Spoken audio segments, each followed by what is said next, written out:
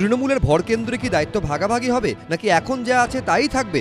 Number 1, number 2 এর মধ্যে ক্ষমতা বৃদ্ধি কিংবা ক্ষমতা হ্রাসের কোনো সম্ভাবনা কি রয়েছে? এই জল্পনার মধ্যেই সবার নজর ছিল তৃণমূলের সোমবারের জাতীয় কর্মসমিতির বৈঠকের দিকে। বৈঠকে নির্যাস হিসাবে মূলত যা উঠে এলো তা হলো দলের প্রত্যেকটি পর্যায়ে মমতা বন্দ্যোপাধ্যায়ের দীর্ঘদিনের অনুগামী আস্থাভাজন প্রবীণ নেতাদের গুরুত্ব আরও বাড়ল। প্রতিটি ক্ষেত্রে মাথায় মূলত তৃণমূল নেত্রীর ঘনিষ্ঠরাই 3টি স্তরে শৃঙ্খলা রক্ষা কমিটি গঠনের কথা ঘোষণা করা হলো, সংসদ, বিধানসভা এবং দলের জন্য। এক্ষেত্রেও যাদের সদস্য করা হলো তারা প্রবীণ এবং মমতা বন্দ্যোপাধ্যায়ের ঘনিষ্ঠ হিসেবেই পরিচিত। প্রথমে পার্লামেন্টের যে কমিটি হয়েছে, ডিসিপ্লিনারি কমিটি, তাতে রয়েছেন সুদীপ বন্দ্যোপাধ্যায়, ডেরেক ওব্রায়েন, কাকলি ঘোষ-দস্তিদার, কল্যাণ বন্দ্যোপাধ্যায় এবং নাদিমুল হক। দলীয় স্তরে যারা এই ডিসিপ্লিনারি কমিটিতে আছেন তারা হলেন সুব্রত বক্সী, অরূপ বিশ্বাস, ফিরাদ হাকিম, সুজিত বোস, চন্দ্রিমা ভট্টাচার্য। এবং যেটা অ্যাসেম্বলির কমিটি অর্থাৎ বিধানসভার ডিসিপ্লিনারি কমিটি, তাতে রয়েছেন শোভনদেব চট্টোপাধ্যায়, নির্মল ঘোষ, দেবাশিস কুমার, অরূপ বিশ্বাস, ফিরাদ হাকিম, চন্দ্রিমা ভট্টাচার্য। এই প্রেক্ষাপটে বিভিন্ন মহলে প্রশ্ন উঠছে, তৃণমূলের বিভিন্ন কমিটিতে প্রবীণদের গুরুত্ব দিয়ে কি মমতা বন্দ্যোপাধ্যায় দলের রাশ পুরোপুরি নিজের হাতে রাখারই বার্তা দিলেন? ওটা তো একটা পারিবারিক দল, তো পারিবারিক দলের যিনি সুপ্রিমো তিনি ঠিক করবেন।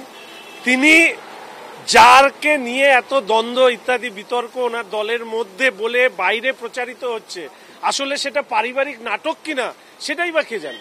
নাকি অভিষেক ব্যানার্জি বলেছিলেন যে পারফরমেন্সটা মূল, মমতা ব্যানার্জি বুঝিয়ে দিলেন আনুগত্যটা মূল, পারফরমেন্সটা না। আর পারফরমেন্স যা করার শুধু মমতা ব্যানার্জি একা 100, বাকিদের পারফরমেন্সের আবার কে আছে?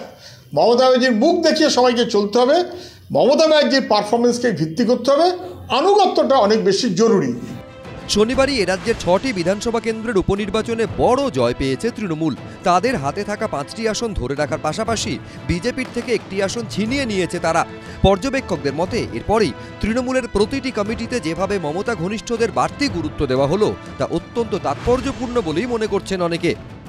যে বার্তাটা সরাসরি সামনে এলো সেটা হচ্ছে যে মমতা বন্দ্যোপাধ্যায়ের হাতেই কিন্তু সমস্ত ক্ষমতা আবার কেন্দ্রীভূত হলো এবং সকলকে জানিয়ে দেয়া হলো যে প্রচেষ্টা যদি অন্য কোনো প্রচেষ্টা হয়েও থাকে, যার ফলে অভিষেক বন্দ্যোপাধ্যায়ের মাধ্যমে আরেকটি শক্তি কেন্দ্রীভূত হচ্ছিল তৃণমূল কংগ্রেসের মধ্যে, একেবারে সেই বিষয়টাকে সরিয়ে দেওয়ার একটা বার্তা দেয়া হলো। আজকে 3টি শৃঙ্খলা রক্ষা কমিটির দিকে যদি নজর রাখেন তাতে একজনকেও কিন্তু খুঁজে পাওয়া যাবে না যেখানে আমরা সামগ্রিকভাবে জানি যে তাদের মধ্যে কেউ অভিষেক বন্দ্যোপাধ্যায়ের খুব কাছাকাছি। অর্থাৎ এইখানে কিন্তু মমতা বন্দ্যোপাধ্যায় একেবারে দেখিয়ে দিলেন যে দলের রাশ তার হাতে। অভিষেক বন্দ্যোপাধ্যায়ের সাথে যার সবচেয়ে বেশি সংঘাত আমরা লক্ষ্য করেছিলাম কল্যাণ বন্দ্যোপাধ্যায়, তাকে বিভিন্ন জায়গায় স্থান দেওয়া হয়েছে, জাতীয় সমিতিতে স্থান দেওয়া হয়েছে। ববি হাকিমের সাথে তার দ্বৈরত্ব আমরা দেখেছিলাম। ববি হাকিমকে কিন্তু মমতা বন্দ্যোপাধ্যায় কার্যত সমস্ত জায়গায় বসিয়েছেন।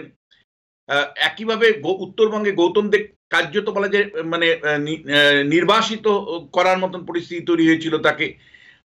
আজকে কিন্তু মমতা বন্দ্যোপাধ্যায় তাকে উত্তরবঙ্গের মুখপাত্র হিসাবে রেখেছেন।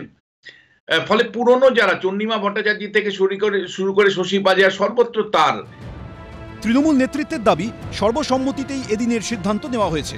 তাহলে কি এবার মিটবে নবীন প্রবীণ দ্বন্দ্ব? আশাবুল হোসেন, কৃষ্ণেন্দু অধিকারী, অর্ণব মুখোপাধ্যায়, এবিপি আনন্দ।